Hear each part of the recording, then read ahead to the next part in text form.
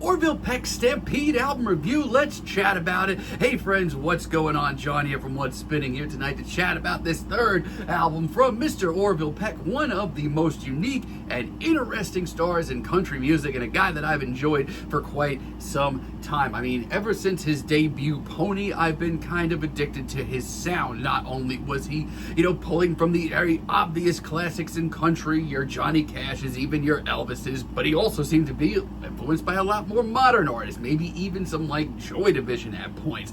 Easily said, this guy had personality to spare and was what I was curious to hear more of in modern country. Now, a few years later, he did put out his Show Pony EP, which was cool, I guess. It was alright. Certainly not the most exciting thing in his discography. At the time, I really wasn't salivating, really needing another Orville EP or album or anything, and the EP just kind of seemed okay. There wasn't anything wildly exciting on it outside of a Shania Twain crossover. Now, so much so that when it came time for his second album, Bronco, to come around, I had a couple of reservations. So much so that when it came to his follow-up album, Bronco, honestly, I had some reservations going into it, which were proven to be a little silly because it ended up being one of my favorite albums of the year. This is everything I needed in modern country. It had the pizzazz and the panache of the 70s country music stars, but it had a very modern twist to it as well. Orville, to me, was the voice that we need in modern country. Now, this is his third full-length album, and it's a collection of duets. And earlier this year, we got the Stampede Volume 1 EP, which I had some mixed thoughts on. I thought a lot of the duets were really cute, but there were also some that were just not up to snuff, and I feel like that's my thoughts on this whole record. This album starts off with Cowboys Are Secretly Always Fond of Each Other, featuring Willie Nelson. This album starts off with Cowboys Are Frequently Fond of Each Other, featuring Willie Nelson, and this one's been out for a while now, and it's great. I mean, not only does this track have a lot of roots in classic country, but it's also just really adorable and genuinely funny at points. It's so well done, and Willie and Orville have nothing but chemistry here. Like, their harmonies just go so well together. And no, this isn't the most exciting or flashiest intro, but it really does work. And recently I found out that this is a cover, which I did not know going into this, but yeah, they do it a lot of justice. I mean, as far as the original EP that was leading up to this album, a lot of my thoughts haven't changed that much. Still love the Hurtin kind featuring Midland. I mean, Jesus, give me more of this sound. I mean, as far as I'm concerned, this is one of the best tracks here. For a polished modern country track, God, look no further. This is a tremendous modern country track, and yeah, it's a little gussied up and a little pristine, and those are things that I usually hate, but honestly, Orville and Midland do it real justice. I just love the whispery verses and just how big this chorus is. Oh, it's great. I also really love Back at Your Door featuring Debbie Dawson. It's probably one of the more strummed down tunes here, very light on the ears. It's got a little mystery and mystique to it, dare I say a little southern gothic flavor. And because it is so stripped down, you're getting some real serious harmonies between Debbie and Orville, and they are great. And it's really not all that flashy. It's one of the least flashy tracks here. But the drama that we get, the insane drama that we get, is so well done. Also, really do love How Far Will We Take It featuring Noah Cyrus. I mean, it's definitely the most pop country track here. Don't get it twisted. I mean, Orville, the thought of him going in a poppier direction, it does make my stomach churn a little bit, but this right here is a recipe that works. I mean, Noah's performance on this track alone, holy hell, the passion, the emotion, it is great. For an Orville duet, this is just the ticket for me. Also really love Miénteme featuring Bu Corazón.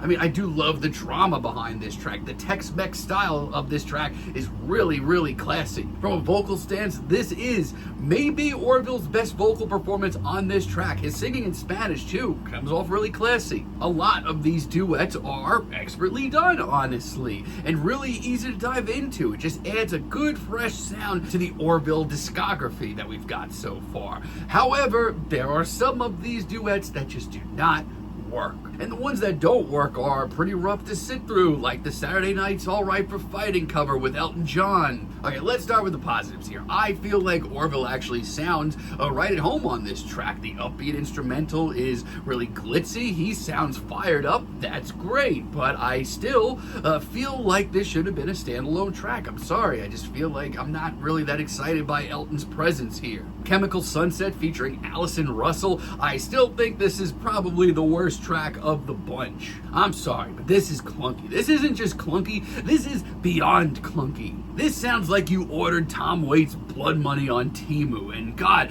the performances between the two of them are just so awkward and clumsy. It just sounds like they're crashing into one another. Oh, and speaking of awkward and clumsy, we have Death Valley High featuring Beck in 2024. Ugh.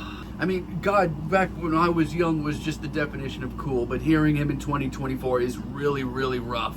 He sounds like he straight up walked into the wrong party with this one. And this instrumental, it feels like there should be a lot going on with this track. It's very big. It's very glitzy. I just wish Orville and Beck didn't sound so damn clumsy. And we still have to deal with Midnight Ride featuring Kylie Minogue and Diplo. Oh, once again, my thoughts on this are very conflicting. Okay, start with some positives. Once again, Orville sounds great. He's not the problem. As a matter of fact, Kylie Minogue sounds great too. Those two have awesome chemistry. But instrumental-wise, we are in hell. Diplo, who invited him? It just takes this album to a level of cleanliness and pop radio-ness that I just cannot stomach. So I guess my thoughts on the album are, it's certainly still good. Orville is one of the most impressive voices in modern country for a reason, but this time around, I'd be remiss to say that this was as consistent as Bronco or even Pony. However, we are gifted with Orville Peck and Molly Tuttle and Golden Highway covering the magnetic fields. Yes! Not only do they do it justice, but they take one of my favorite tracks from 69 Love Songs and knock it out of the park. The fluttering instrumentals, the harmonies, the heart on display. They took this synth pop track from the 90s and made it sound like a country classic. It's one of the nicest surprises here, and overall it's a track that comes off really sharp. We've also got Ever You've Gone featuring Teddy Swims. I mean, thankfully for Orville, this final leg of the journey on this album is actually some of the best material here. This is a bluesy, steamy, down-home bluesy track. It is soulful. Teddy Swims as a guest here sounds really great. I mean, when it opens up for this chorus and the whole neo-noir vibe to all this, it is pretty awesome. And I'd also have to give Orville a lot of credit. He's touching down on a lot of different sounds on this record. You're an Asshole, I Can't Stand You, and I Want a Divorce featuring Margot Price is also awesome. I would take this over anything that Margot has done in the last 3 years. This is playful and rustic, but also bitingly hilarious. This brings back that personality. Margot brings some great vocals, and God, the banter back and forth between these two is genuinely entertaining. Where Are We Now featuring Mickey Guyton? I honestly thought this was one of the nicest surprises on the end of the record. It's got a little drive to it. It's upbeat, even if it sounds kicking and screaming out of the 90s. But man, do they ever belt the shit out of this? I mean, Mickey Guyton on this chorus. Woo! Orville's really getting the best out of everybody on this record, except for Beck and Diplo. We also get Conquer the Heart featuring Nathaniel Rateliff. I still think this may be the best duet that we get here. It is tremendously passionate, and Nathaniel Rateliff sounds amazing. As far as a guest vocalist goes, he is one of the most standout people here. There is just such an old school beauty to this track. And as a finale, we get a cover of the Glenn Campbell classic, Rhinestone Cowboy. TJ Osborne and Waylon Payne and Fancy Haggard are all guest vocalists on this track. And you know what? I was definitely reserved going into this. I have a soft spot for the original, but they perform the hell out of this. Everything about this track comes together between the personalities and the vocals and the harmonies. This is the best case scenario for the end of this record. Overall, this duet collection has a lot of meat to it. This has Orville really covering a lot of bases, trying a lot of sounds, and most importantly, getting the best out of a lot of his, collaborators on this record. I mean, we get everybody from, legends like Willie Nelson and Elton John to a lot of rising stars as well. My only issue is that some of these collaborations not only are bad, but insufferable to listen to. It almost makes me a little worried for Orville's future. But for now, all is right. He still is one of the most interesting voices in modern country. I just wish this record was a little bit more consistent, but for right now, I'm feeling a light 7 on this album, but let me know what you all think down below. If you like the video, be sure to give us a like, give us a subscribe, and let me know down below what you would like for me to chat about in the future. And until next time, have a great day, friends.